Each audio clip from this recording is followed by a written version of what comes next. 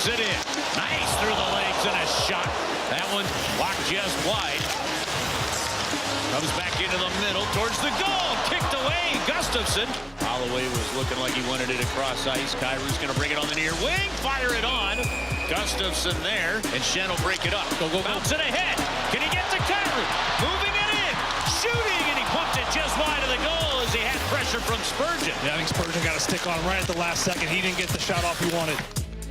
Well, you can't say the Blues didn't have their chances tonight because, boy, do they have plenty of them, specifically in that second period. Welcome, everyone, into tonight's extended post-game coverage. We like to call it the fourth period here on your home for the Blues, 101 ESPN. Alex Ferrario with you following a 5-0 loss.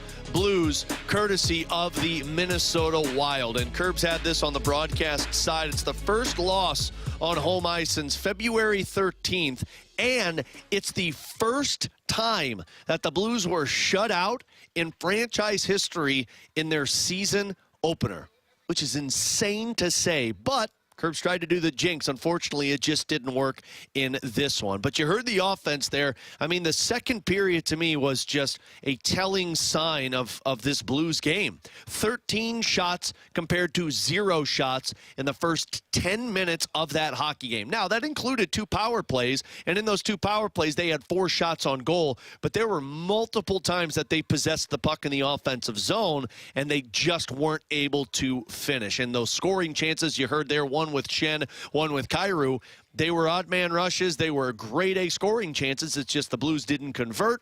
And then, unfortunately, as Steve Ott told us, the other side was Minnesota following through and get those bounces that presented those grade A scoring chances that they would score on. So lots to get into with this one. We're going to hear from Jim Montgomery. We're also going to hear from Braden Schenn. And we want to hear from you. 314-399-9646 is our Air Comfort Service text line, and over on our YouTube channel at 101 ESPN STL. But before we get to all of that, let's get right to our Ted Drew's 3 takeaways.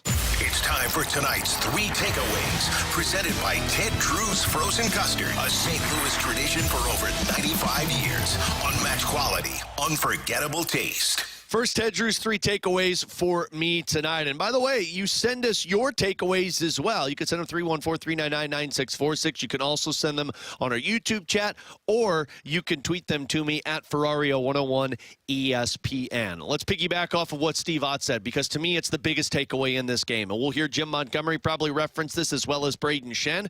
Blues just lacked the net front presence tonight. It was necessary to beat Philip Gustafsson.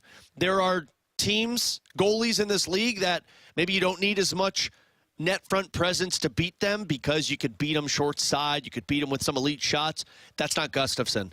Gustafsson is take his eyes away. And the Blues just didn't do a good enough job with that. There were a lot of perimeter shots that he just squared up to. Even on the power play, some of those chances where they would have the puck on their stick, it was great puck movement, but the shots weren't fast enough, and Gustafsson would square up. Some of this is great defensive play by Minnesota, and you give them a lot of credit for it, but others is just that net front presence from the Blues. You saw that at the second portion of the season last year. The Blues started to thrive because they were taking eyes away from the goaltender. What's crazy about it is, too, is if you look at the heat map over on Natural Stat Trick, it is dark red, which means their shot attempts are coming with guys in front of the net or shots in front of the net. But there just wasn't enough to take the eyes away from Gustafsson. And that was the difference, because the 3 of the 5 goals that Minnesota scored tonight were, 1, some really good bounces, but 2, taking the eyes away from Jordan Binnington and scrambling in front of the net. They just had more bodies in front than the Blues were able to, and that's what would essentially find them beaten in this hockey game. Second takeaway from me. Felt a little scrambly on the defensive side in their own end. I noticed multiple times Joey mentioning, the Blues are getting hemmed in their own zone, or they're starting to get scrambly a little bit because the puck was in there for a little bit. This wasn't a game that Minnesota scored off of the rush.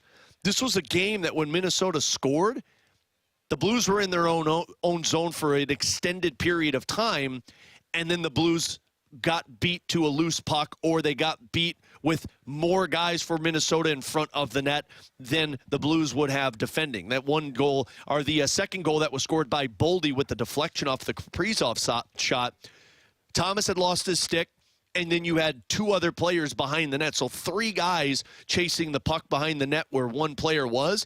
Minnesota just had more bodies in front. The Joel Eriksson-Ek power play goal. It's a power play. You're on the penalty kill, so it's understandable. But you had 2 of your penalty killers on the far side boards, 2 of the penalty killers in front of Jordan Binnington on the far side.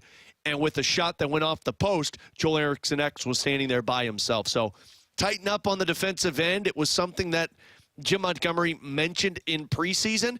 It's hard to judge in preseason, though, when you don't have a full NHL roster for more than 1 game. So understandably so, that was another takeaway for me. Just felt a little scrambly in their own end. And then the third takeaway, and this is bigger picture before we hear from Braden Shen, this Western Conference is going to be a dogfight.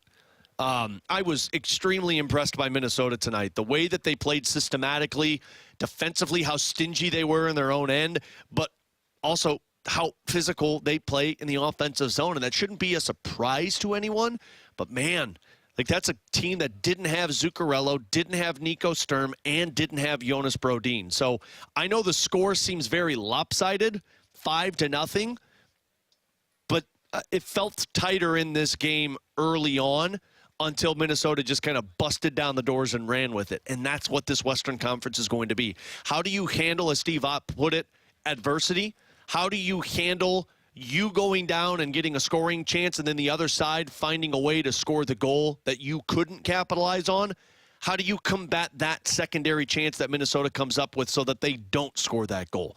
That's the adversity that the Blues will have to figure out. So those are my Ted Drew's 3 takeaways. We always want your Ted Drew's 3 takeaways. Again, 314-399-9646. Also, you can send them over via text or via Twitter at Ferrario101ESPN. And you can send them over on YouTube at 101ESPN STL. But before we go further, let's hear what the captain, Braden Shen, had to say moments ago down in the Blues locker room. How did you see this tonight? You know what? I thought, through the first 2, we did some good things, and there's some things that we need to clean up. Offensively, got to get harder in front of, the opposition's goalie. That's for sure. Defensively, got to, work on closing plays a little bit faster. Like I said, we did some good things tonight, but there's a whole lot we can clean up and grow and get better. Braden, Monty mentioned that too, that just the compete at the net front. Were they doing a good job of boxing out, or could you have done a better job of getting there? Nothing against them, but I think we just weren't hard enough there. Not willingness to go there, make it hard on Gustafsson. I thought, we had some looks, but they weren't second and third opportunities and chaotic around the net. So that's obviously something we're going to focus on here. Moving on to the next game. You feel like this is a team that it would take some time to do that, or you can flip the switch next game and you're in front of the net and you're back? Yeah, we can do it. Because we have the guys that can do it. There's some things that, like I said, we can just, we tried to make them some adjustments, but I just think it's not hard. It's just a simple recipe of going to the net and willingness to go there. No different how they scored goals tonight. They were in and around our front of our net, and they got some bounces, and that's how you score goals, is when you have people there and you get bounces that go your way. Did you feel like the game maybe dipped for you guys after they got that third one? I can't remember. Yeah, obviously the penalty. Power play had a chance to get us back in the game. We had some looks or some chances, but it's not enough. I just think, like I said, second and third opportunities is what we really need to focus on, and that's just getting harder around the front of the net, and then those will come. I know you don't want to dwell on it, but just a lot of expectations, good camp, so much positive vibe, just the disappointment to come up. I mean, you obviously want to win home opener in front of your fans, and you know what? It's a long season.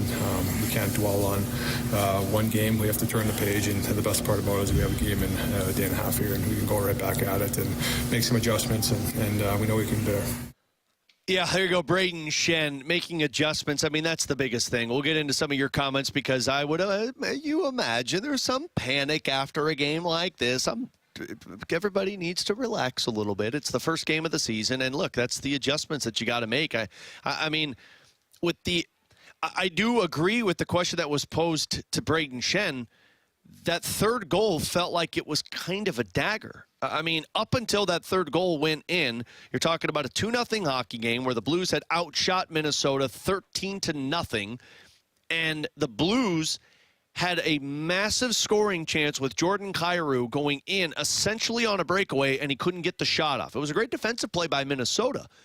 But right after Kyrou doesn't score on that breakaway chance, the Blues take a penalty, power play goal. Then a little bit later, you had Braden Shen with a big-time scoring opportunity. And what happens? They don't score. Puck goes down the other way. Ryan Hartman scores. That's the difference in this hockey game tonight. You just had bad breaks on one end and Minnesota capitalizing on the other. And by no means am I making excuses for the Blues. I just think you look at this, and you heard Braden Shen, man, look, they got bounces, and those bounces led to goals because they had more bodies in front of the net. That was the biggest thing in this one tonight. We'll take a break. We're going to come back with your thoughts and your comments over on our YouTube channel at 101 ESPN STL and on our text line, Air Comfort Service text line 314-399-9646. We're also going to come back with Jim Montgomery, and then we'll have our final look brought to you by Pure Performance. All of it right here on your home for the Blues, 101 ESPN.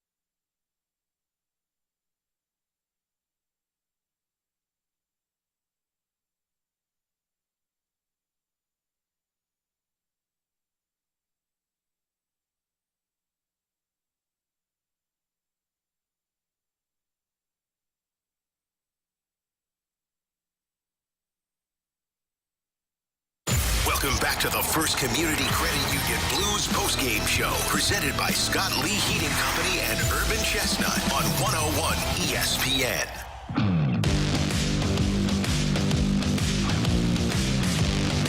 Final time tonight here on our extended postgame coverage, the fourth period, which is brought to you by First Community Credit Union. Alex Ferrario back with you, Grant Francis, Jordan Deacon, Jim Hewer, all alongside here in our broadcast tonight. We'll get to Jim Montgomery in just a bit, but just a couple of comments we can go through over on our YouTube channel at 101 ESPN STL. And you know, I love the passion from Blues fans. We talk about it all the time, but I caution everybody, let's not overreact to something like this. Like this reaction, the Blues are going to have a scoring issue this season.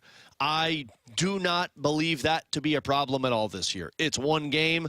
I do believe that the preseason is part of the reason why the Blues just struggled. Like, there were times that lines just didn't look like they had chemistry. One, Sundqvist wasn't playing on the fourth line, and that was a line that I think they were planning on prior to his injury.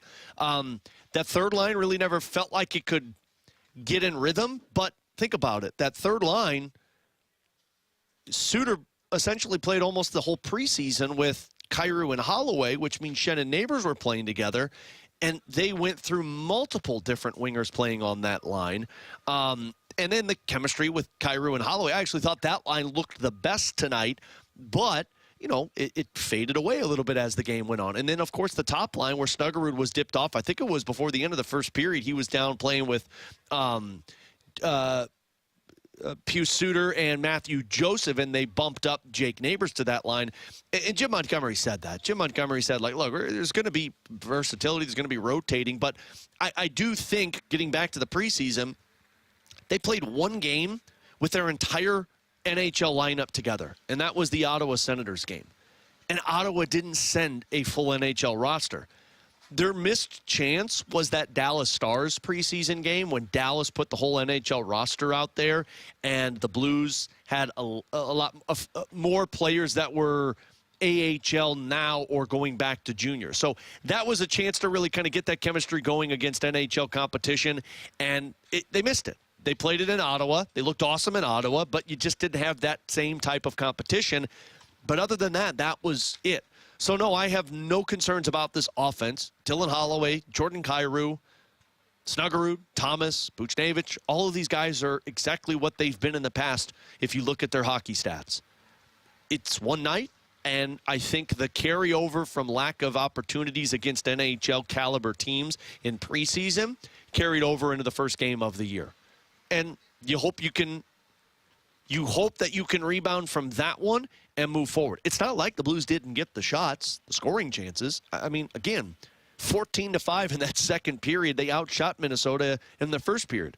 The difference was Minnesota won the net front presence. So I would imagine you're going to adapt to that if you're the Blues coaching staff, put an emphasis on net front presence, and then that's going to lead to more scoring opportunities. And I think we'll be talking fine about the offense once we get past the Calgary Flames. But let's hear what Jim Montgomery had to say as he get his post-game reaction after the Blues' 5-0 final score. I think our habits, special teams, our battle level on one-on-one battles wasn't at the level that we expect. You know, and then I think the biggest difference was the battle at the net front. There's a process that we believe in, and a lot of those details and habits within our process cost us tonight. A lot of shots, but why do you think so many in the goalie's logo there? Well, one, we weren't taking away his eyes, so even if you are shooting at the logo, which you are correct, a lot hit the whatever animal that is. You know, and I don't have an answer. You know, we have a lot of good players that know how to score goals, and for whatever reason, we weren't on our mark tonight. Just emotionally, how big of a letdown is tonight like tonight for you guys? You know, it's a long season. It's a journey. It's a grind. You're going to have nights where, unfortunately, the score ends up like tonight at times. I did think for the first two periods, until it went 3-0, I liked our game quite a bit. You know, the execution of special teams and being at the net front, I think, is why, you know, they separated from us. I didn't like our game after that. Once it went 3-0, I didn't like the energy on our bench. I didn't like, you know, the energy that we had on the ice, and the game kind of got away from us in the third. I think in the second period, you guys had the first 14 shots on goal. Are you feeling good about where the game's going at that point before it goes through? Yeah, we're feeling really good. First period, we're feeling good about it. You know, their first goal goes off toe of the skate. You know, the second goal is a breakdown on ours. But outside of that breakdown, I thought that there was a lot of good things we did, except, being hard in hard areas, and that's part of our process, and, we'll get better in those areas. Made a flip with Neighbors and Snuggerud there, something you saw or wanted to see differently? Or? I thought Jake had a lot of jump, and he wasn't getting a lot of minutes just because of the way we had to kill there in the first, and I just wanted to see something different. And I thought that Suter and Snuggerud looked pretty good together, just to create a spark, because it was in that third period where we weren't creating, where we had just given up the third goal and we weren't doing anything. And same thing I did with switching Joseph and Walker, was to see if we can create a little bit more. Jim, you said earlier it's early. How do you react to something like this? You have a lot of experience doing what you do just early in the season, something like this. Yeah, just being honest with the players. I think exactly what you guys asked me, I told them. I think if we looked at odd man rushes, they missed on a couple, but we would have lost that too. I don't know for sure if we lost that, because we had opportunities where we were all alone with the goalie as well. It's time to take a look back at tonight's game with the final look. Driven by Pure Performance. Only stop for all your aftermarket vehicle needs. So Jim Montgomery laid it out perfectly, and as we take our final look back on this one and then look ahead to the next one, it comes down to net front presence. Jim said earlier today that the teams that have the most success are the teams that find their identity fast enough. And he said there's a couple of teams that started the NHL season that found their identity. Pittsburgh's 2-0 on the season. Florida's 2-0 on the season. The Kings had a rebound victory after they lost the first game of the year. Teams that are experienced find their identity early on. And I forget the exact quote that Chris Kerber had with us, but he had a conversation with Justin Falk, and Falk said, we've got to find that good balance of making sure that we're confident and not cocky carrying over what we did last year. And I might have butchered that whole statement, but that was the premise of what Kerbs was talking about with Justin Falk. And they've got to bottle up that confidence that they had last year in their 12-game win streak and their 15 straight home wins and put it to fruition in this one. And with a couple of new faces on the forward side, a new one on the defensive side, you're going to figure out that identity that you're searching for. But like Jim said, that's the difference. You didn't have the net front battle. You looked good until the game got away from you. And when the game got away from you at 3-0, the energy dipped. You got to find a way to push through that, keep the energy high so that you don't make a 1-goal deficit, 2-goal deficit turn into a 4-goal deficit. So you adapt and you build, and that's for this one tonight as the Blues go 0-for-2 on their Ameren Power Play report. They go 2-for-3 on their Rottler Pest Solutions penalty kill, and the Blues fall 5-0 to Minnesota. But they get an opportunity to rebound, and I love the way Braden Shen said it. You get a day and a half, and then you go right back at it, and you're on the road so that you can really focus on potentially being an upset for the Calgary Flames on home ice. That game on Saturday, a 3 o'clock puck drop, so a little matinee hockey Saturday afternoon against the Flames, which means our pregame show begins at 2 o'clock right here on your home for the Blues, 101 ESPN. They go a 2-game road trip, Calgary and Vancouver. And then they play 4 straight on home ice starting next Wednesday against the Blackhawks. But you've got a total of, including tonight, 7 straight games against the Western Conference. So this is the area where you do want to pick up as many points as possible. So we'll talk to you at 2 o'clock on Saturday when the Blues take on the Calgary Flames with pregame. Kerbs and Joey will have puck drop at 3 o'clock Saturday afternoon. Once again, a huge shout out to Grant Francis and Jordan Deacon, who did an outstanding job back in our network studios taking care of our broadcast tonight. To Jim Hewer, who crushed it as always up here in our broadcast booth as we handled the simulcast with Chris Kerber and Joe Vitale. And of course, Tanner Hendrickson, who also helped us down in the Blues locker room tonight. I'm Alex Ferrario. Hope everyone has a great rest of their evening. I'll talk to you tomorrow at 11 a.m. for BK and Ferrario. And we'll talk Saturday at 2 o'clock for Blues and Flames right here on your home for the Blues, 101 ESPN. Thanks for listening to the First Community Credit Union Blues postgame show, presented by Scott Lee Heating Company and Urban Chestnut on 101 ESPN.